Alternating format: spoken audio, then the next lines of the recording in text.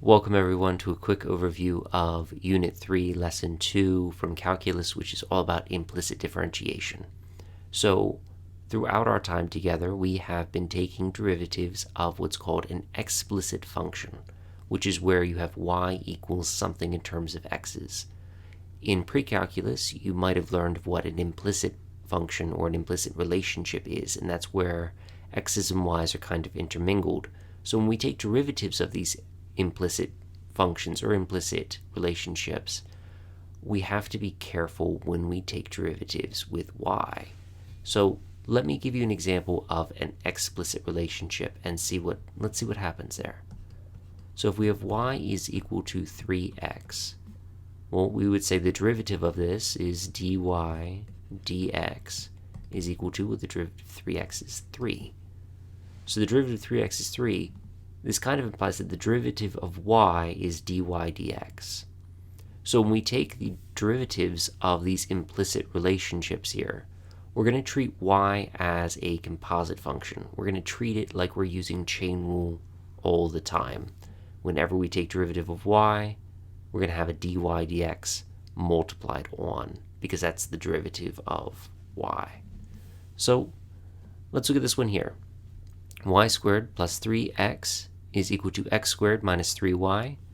Well, the derivative of x squared is 2x, so the derivative of 2y is, y squared is 2y, and then we're going to multiply it by dy dx for that chain rule piece. Plus 3 is equal to 2x minus 3, and then we're going to have this dy dx. And again, we took the derivative. So that is the derivative, yes, but typically we don't leave it in this kind of way.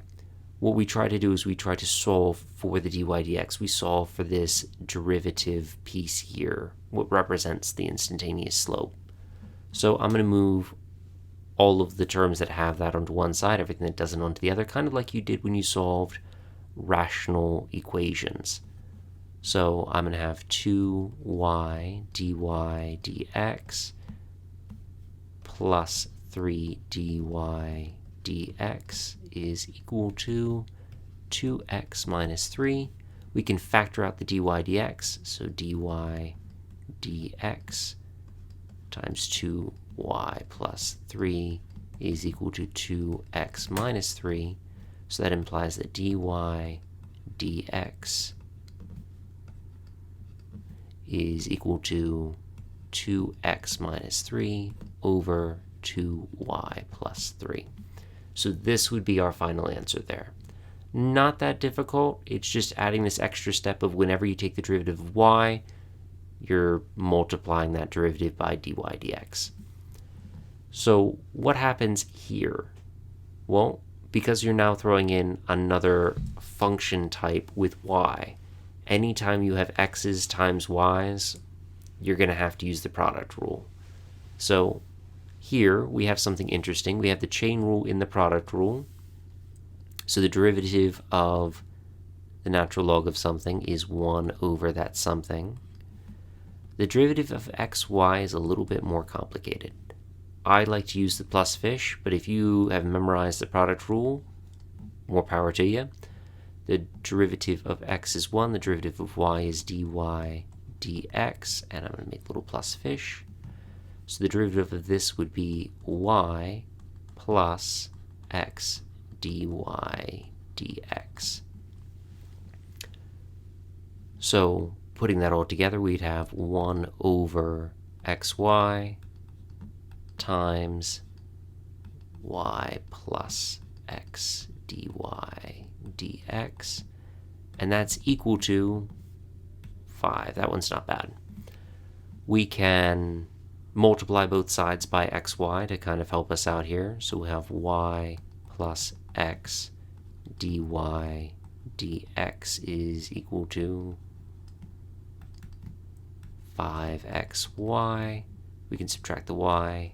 X dy dx is equal to 5xy minus y. And then we divide by x and we'll arrive at our final answer, which is dy dx is equal to 5xy minus y all over x. So not too bad, not much different.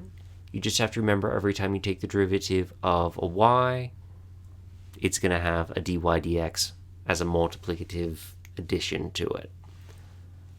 And again, we're solving for those. So that's an extra step, I guess, if you want to consider that as well. And don't forget, again, it's difficult for a lot of people to grasp. If you have x times a y or x divided by y or something like that, you're going to have to use either product or quotient rule. So those are probably going to come up a little bit more often as well. Good luck to you, and I'll see you in the next video.